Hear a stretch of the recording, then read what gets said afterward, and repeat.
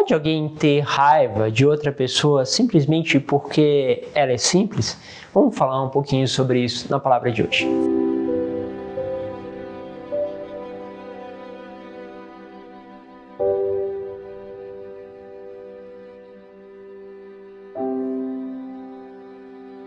Em nome do Pai, do Filho e do Espírito Santo. Amém.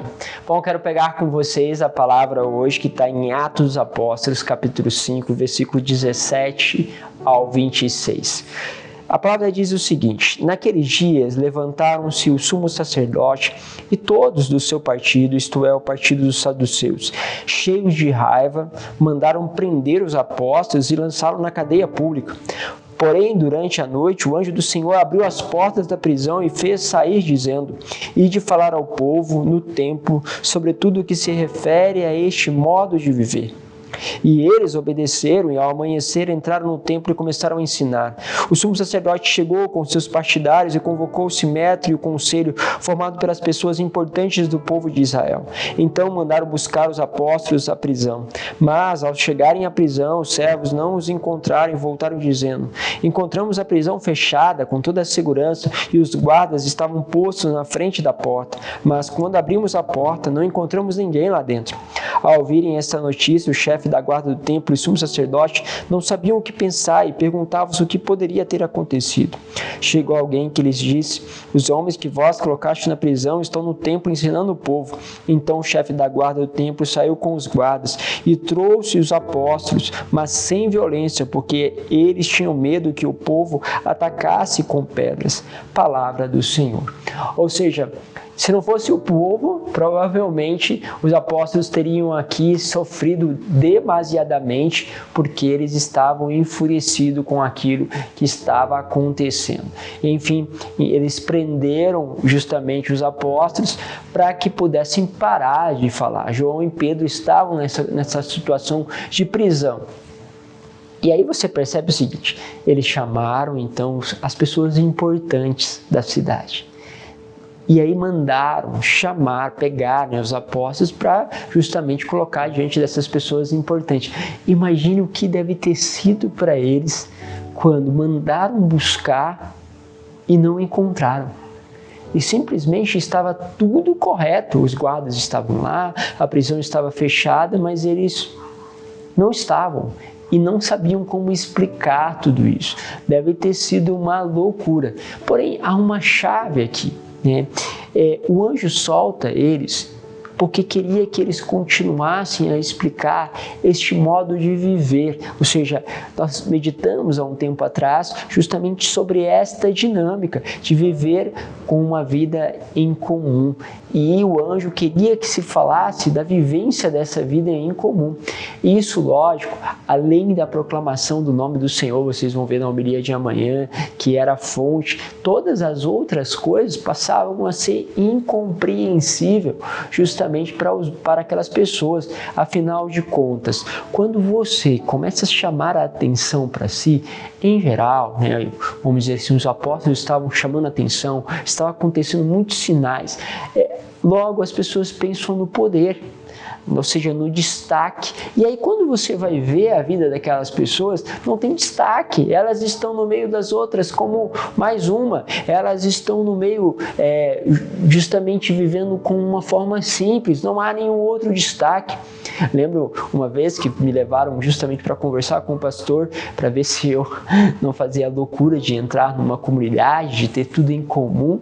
E ele, olhando para tudo aquilo que era o testemunho, ele disse justamente isso: olha, o que eu posso dizer é que isso só pode vir de Deus, porque ninguém pode largar a faculdade, todo um caminho que poderia ser um futuro promissor, para viver com a realidade muitas vezes de rua, com uma vida muito simples. E aqui tem algo que justamente extrapola, não pode ser simplesmente um querer humano, porque querer humano não faz vamos dizer assim, um caminho assim.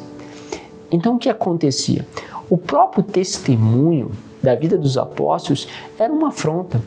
Temos, por exemplo, a reforma do Carmelo, São João da Cruz vai, junto com outros, salvo me engano, 2 irmãos, vão fazer este caminho, de viveram uma vida simples, viviam num lugar afastado, numa casa super simples e justamente tinham as suas roupas, as suas vestes simples, mas eles pertenciam até então a um Carmelo.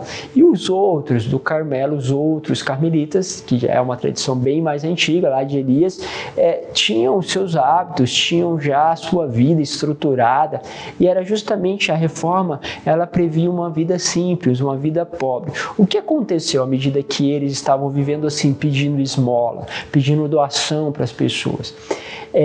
Que ao fazer isso, o povo normalmente começa a olhar e começava a dizer o seguinte: qual Frei que você está dizendo? O Frei que justamente, aqueles freis que andam descalços, aqueles freis que pedem. Não é aquele outro Frei que está lá no... Não, é o Frei que mendiga, é aquele Frei que é simples. O que acontecia? O povo começava a ver as diferenças de vida. E isso começou a ser uma afronta.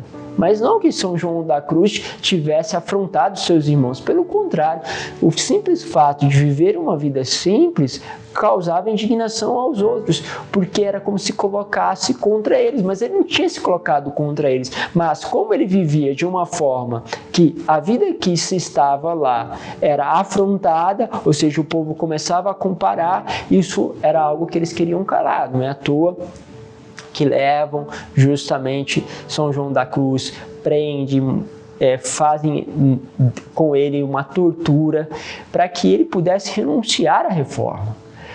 Ou seja, você vai percebendo que a vida simples muitas vezes incomoda.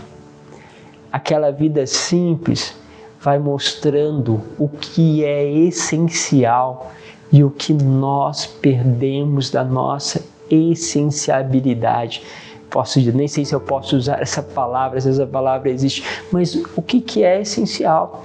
Muitas vezes alguém vai fazer uma evangelização de rua conosco e o que acontece ali? As pessoas acabam encontrando coisas que é importante interiormente e começam a perceber que, embora existam tantas outras coisas boas, na nossa vida, tem muitas delas que não é essencial para você encontrar uma alegria, encontrar uma firmeza, encontrar uma luz, encontrar um sentido, que elas são, ou seja, que as outras coisas são como secundárias para tudo isso.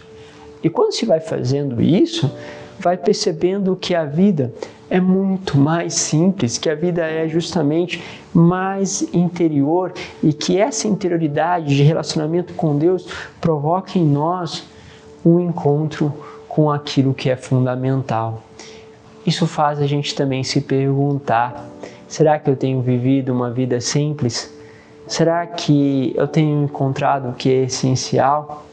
Ou será que muitas vezes eu procuro aquilo que é secundário e estou aí sem dormir, passando noites e noites preocupado, porque justamente o que é secundário se tornou principal na minha vida? Pense um pouquinho sobre isso para que justamente o mal não nos aprisione. Pai, Filho e Espírito Santo. Amém.